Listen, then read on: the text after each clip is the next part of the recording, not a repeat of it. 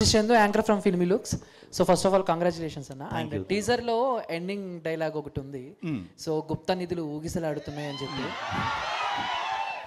So అలాంటి dialogues full length సినిమాలో youth బాగా ఎంజాయ్ చేసేలా ఇంకెలా ఉండబోతున్నాయి? ఉంటాయండి, చాలా బాగుంటాయి. అంటే అవి ఉంటాయి, అవి ఉన్నప్పుడు ఎంజాయ్ చేస్తారు, బట్ డెఫినెట్గా ఎంజాయ్ చేసేలాగే ఉంటాయి, సిచ్యువేషన్కి తగ్గట్టే ఉంటాయి. ఓకే. అండ్ ప్రియదర్శి అన్న, నమస్తే అన్న.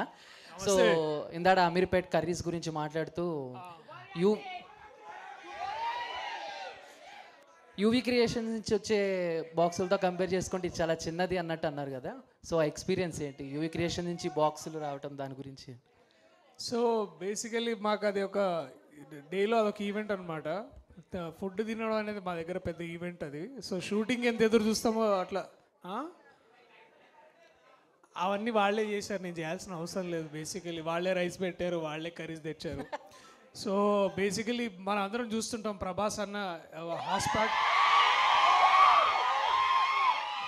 వారు ఏమన్నారో తెలుసా, ఈ ట్రైలర్ 10 మిలియన్ వ్యూస్ వస్తే మాతో కలిసి సినిమా చూస్తా అన్నారు. సో ప్లీజ్ ఈ ట్రైలర్ 10 మిలియన్ వ్యూస్ వస్తే మేము కూడా ప్రభాస్ అన్నతో సినిమా చూస్తాం. బట్ నన్ను క్వశ్చన్కి UV is known for it's hospitality and love, and నేను ఈ సినిమా చేయడానికి ముఖ్య కారణం కూడా అదే అనమాట.